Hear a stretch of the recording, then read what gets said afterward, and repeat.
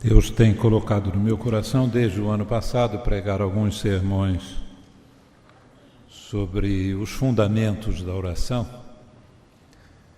e depois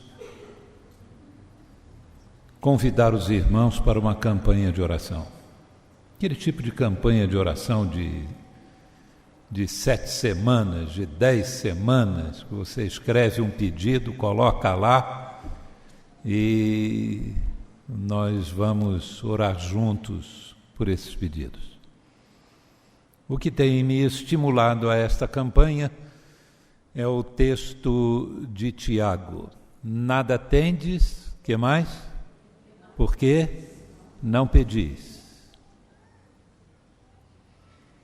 Eu creio firmemente que a oração não muda a vontade de Deus.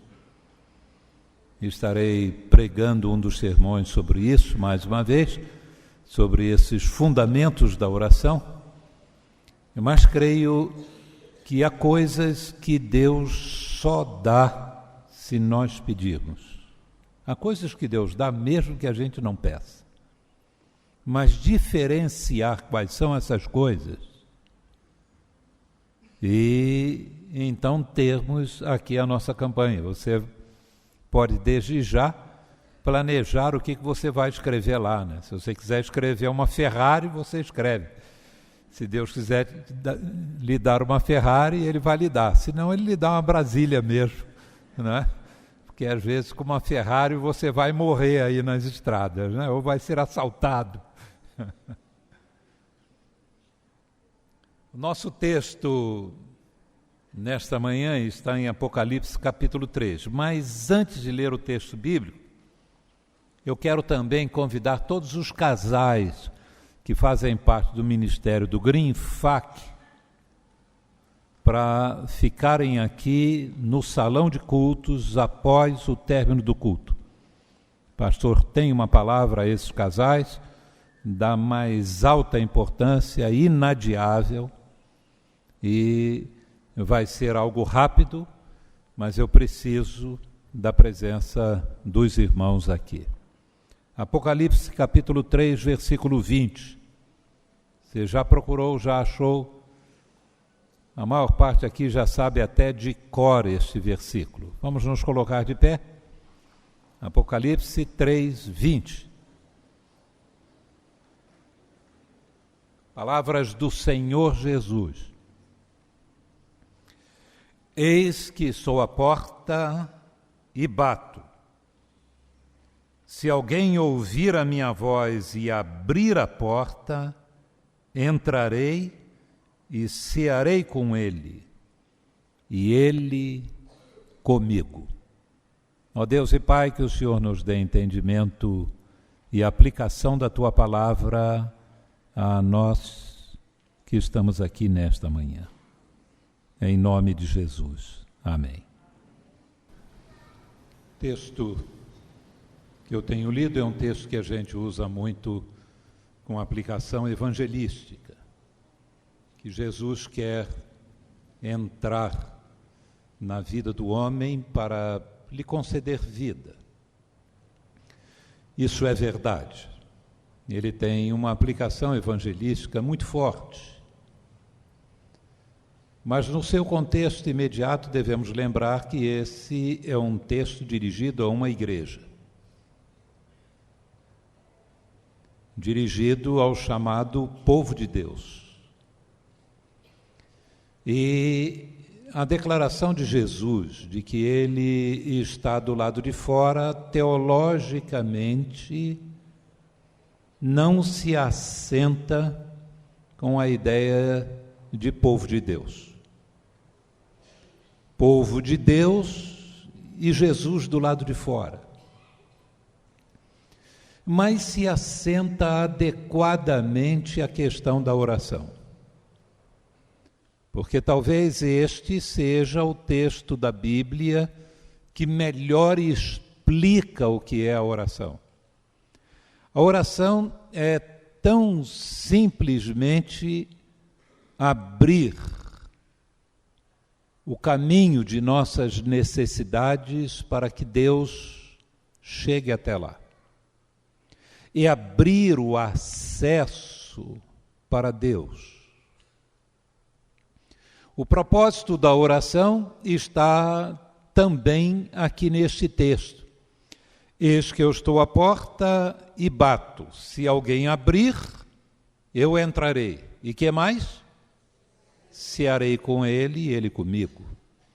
É a descrição de uma vida de intimidade. Jesus está dizendo assim: se você abre os acessos íntimos de sua vida, você terá essa intimidade comigo, semelhante à de uma pessoa que entra na casa do outro, vai até a cozinha, se serve do café, ou abre a geladeira, pega água e bebe. A gente só faz isso com uma pessoa que a gente tem intimidade.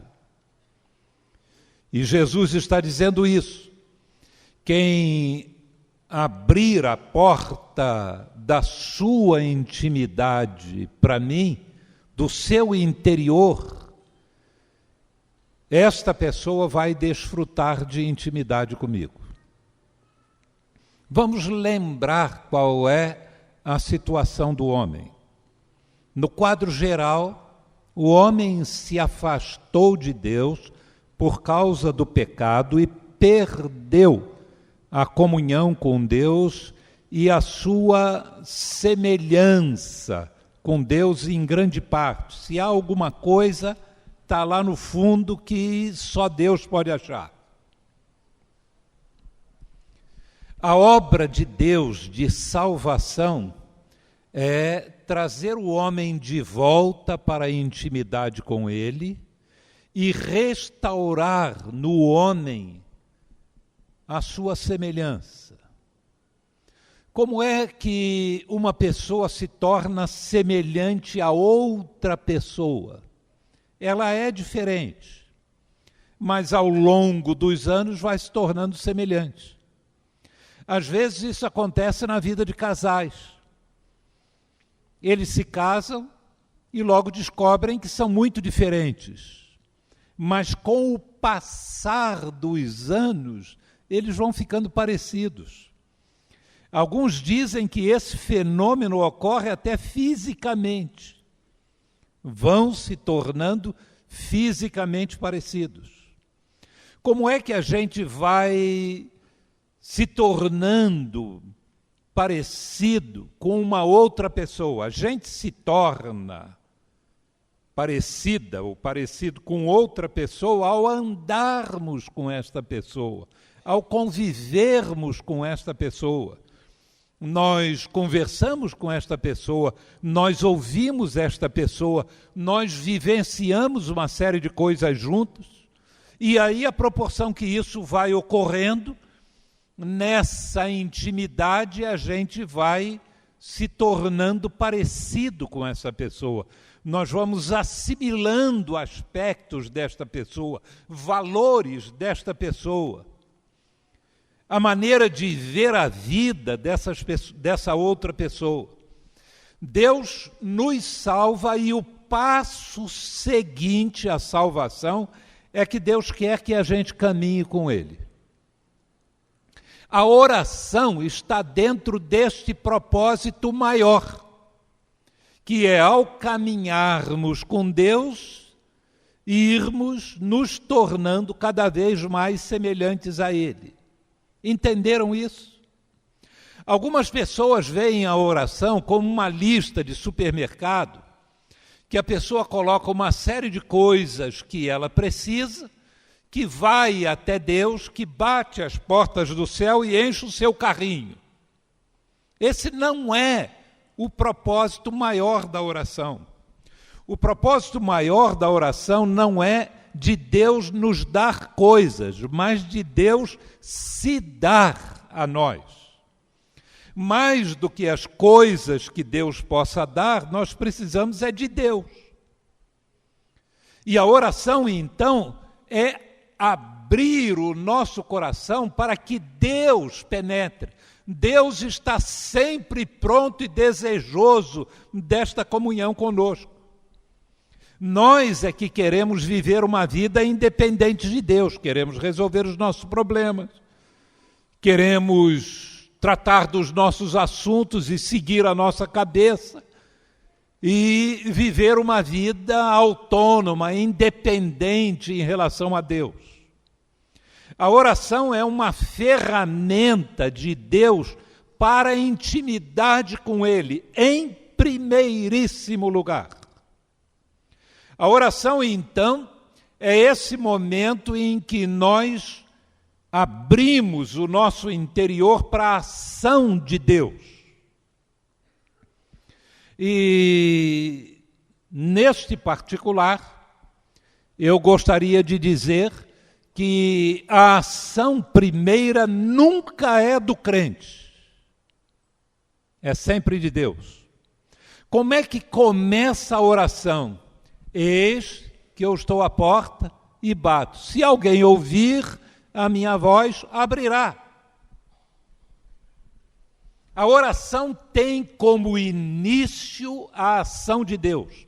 Nunca há um avivamento espiritual em que, em primeiro lugar, Deus não desperte o seu povo para uma vida de oração.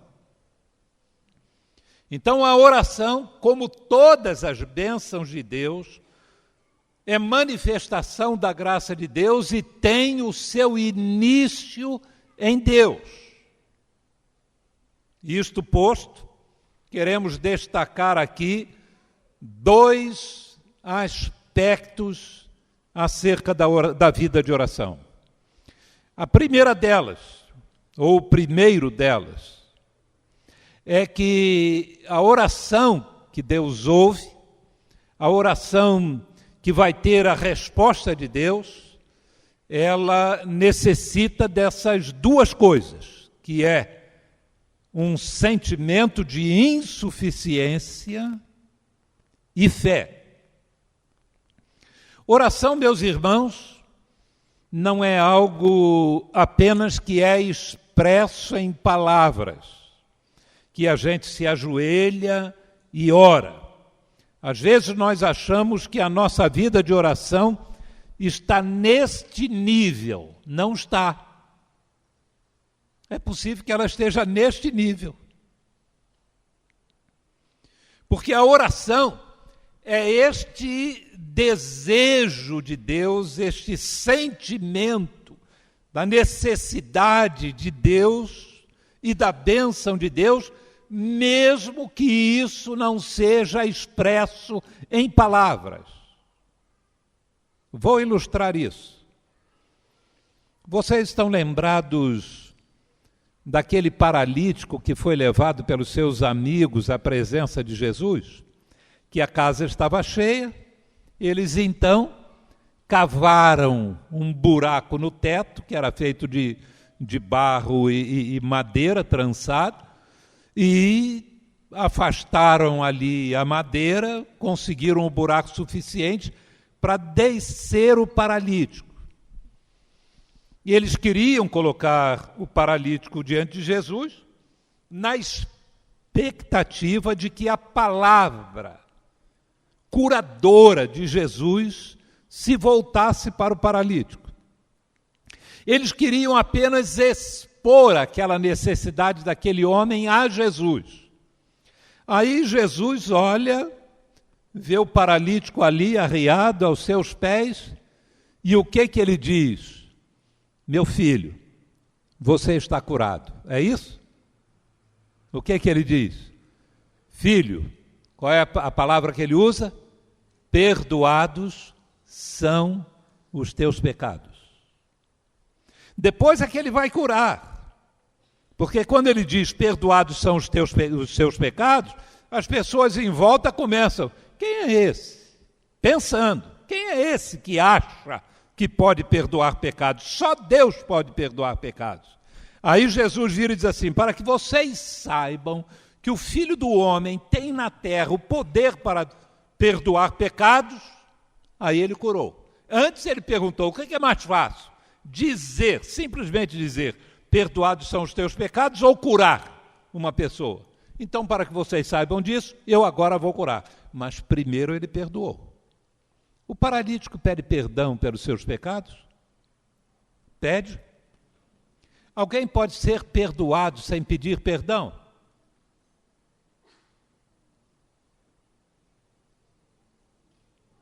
Se pudesse, ninguém seria condenado, porque Deus quer perdoar todo mundo. Se a pessoa pode ser perdoada sem pedir perdão, sem arrependimento, Deus perdoaria todo mundo. A condição para o perdão é o arrependimento, a confissão do pecado, e esse voltar-se para Deus. Então eu pergunto de novo, o paralítico pediu perdão? Como é que ele foi perdoado sem ter pedido, meus irmãos? Ele pediu, só não verbalizou. Tá? Jesus, assim como ele estava vendo o pensamento das pessoas, estava vendo o coração do paralítico. Ele estava vendo que lá no seu coração o paralítico estava clamando por perdão. Estava consciente do seu pecado.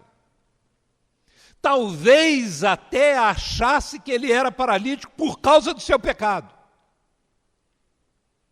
E ele estava ali se sentindo esse pecador diante de Jesus e arrependido, porque sem arrependimento não há perdão de pecados. Então Jesus olha o coração dele, vê o que ele sente, vê o que ele deseja e diz: filho, perdoados são os teus pecados.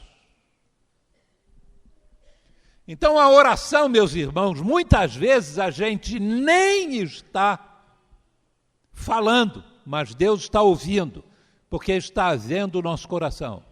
E muitas vezes nós estamos falando, e Deus não está ouvindo. Porque o coração não está presente enquanto nós oramos. É bom sempre a gente lembrar que os fariseus oravam 3 horas por dia. Eu não sei se eu tenho alguém aqui na igreja que ora 3 horas, não é 3 vezes não, 3 horas por dia. A senhora talvez seja aposentado, né? Porque aqui em São Paulo a barra é pesada para a gente separar 3 horas para qualquer coisa que não seja para o patrão. É muito difícil, realmente é muito difícil. Eu tenho membros da igreja aqui que passam de 3 a 4 horas por dia no trânsito de São Paulo. É bem verdade que o trânsito de São Paulo é uma excelente oportunidade para orar. E motivo.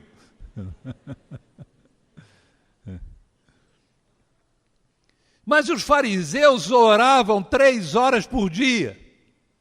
E não oravam. Porque o primeiro elemento que constitui a verdadeira oração é um senso de insuficiência. Se você comparece diante de Deus e diz assim: Senhor, tem misericórdia desse povo aqui, dessa igreja mundana que não ora, desperta esse pessoal para a oração, se sentindo assim o rei da cocada preta, o maioral, o bom. Pode crer, pode ter certeza, Deus não está ouvindo você não. Deus tem servos, Ele não tem estrelas aqui entre nós. Deus lida com pecadores arrependidos, não com super crentes espetaculares. Então, a primeira coisa que faz parte de uma vida de oração é um senso de insuficiência, de humildade diante de Deus. Humilhai-vos debaixo da potente mão de Deus, que a seu tempo vos exaltará. Olha, isso que vale para membros de igreja, vale para nossos familiares. Ó Deus, tem misericórdia desse meu filho rebelde. Eu tenho feito tanto por ele, Senhor. Eu tenho dado um bom exemplo, eu procuro ler a Bíblia, mas esse meu filho, tem misericórdia dele, porque esse meu filho, eu estou vendo que ele está indo para a destruição. É um coração rebelde, ingrato, mau. e eu tenho feito tudo, Senhor. Quer dizer, você está muito bem com Deus, o filho é que não está com nada.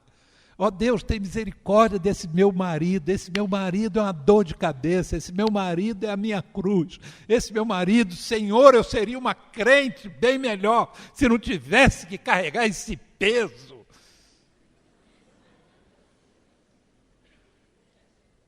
Eu estou bem, Senhor.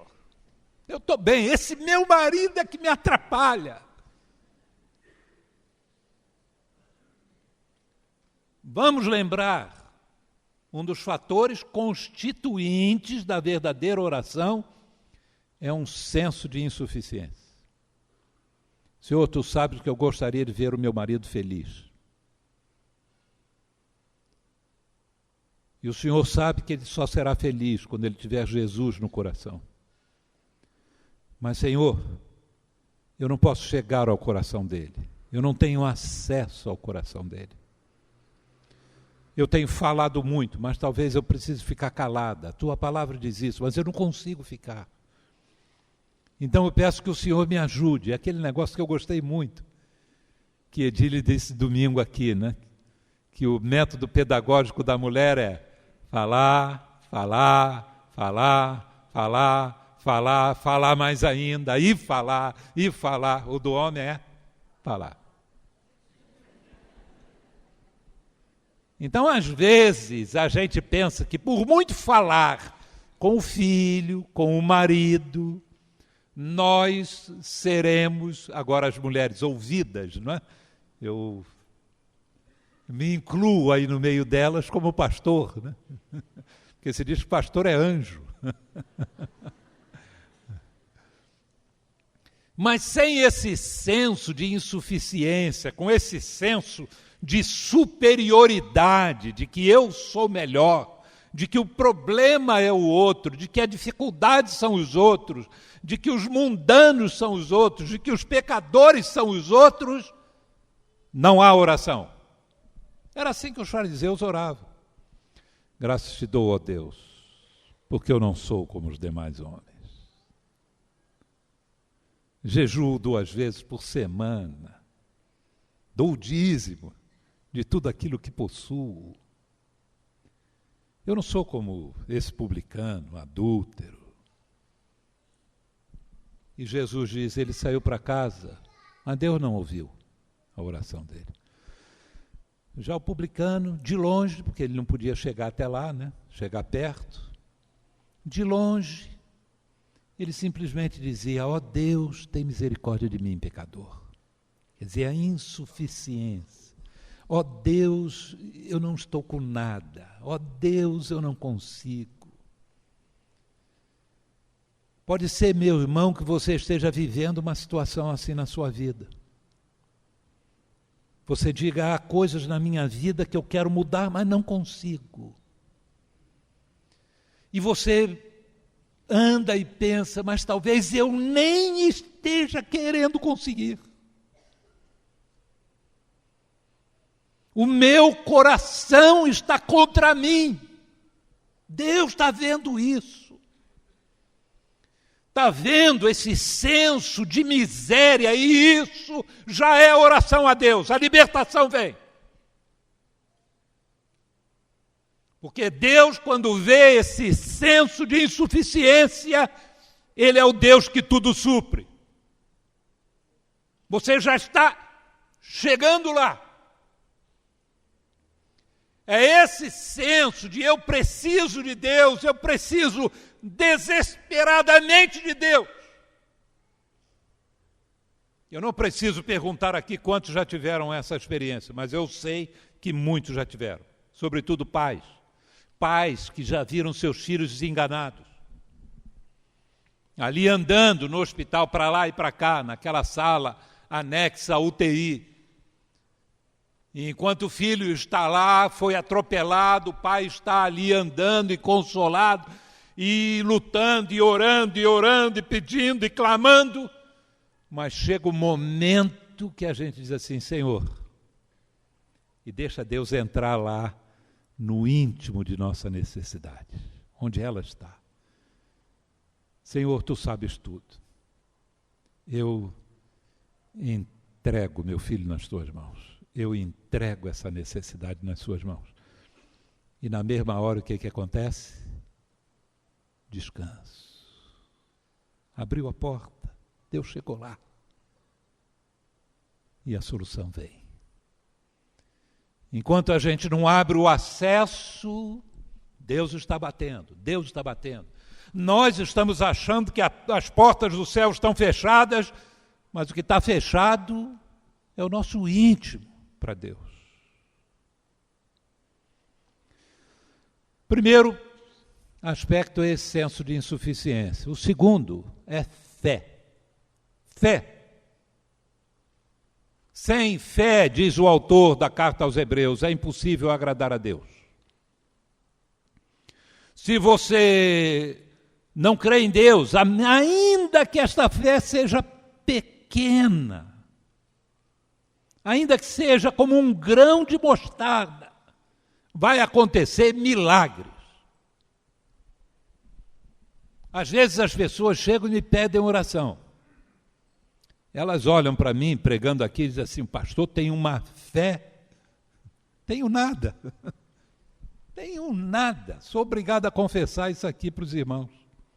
Nós humanos achamos que é preciso ter uma fé enorme para fazer as coisas, para que as coisas aconteçam. Uma grande fé.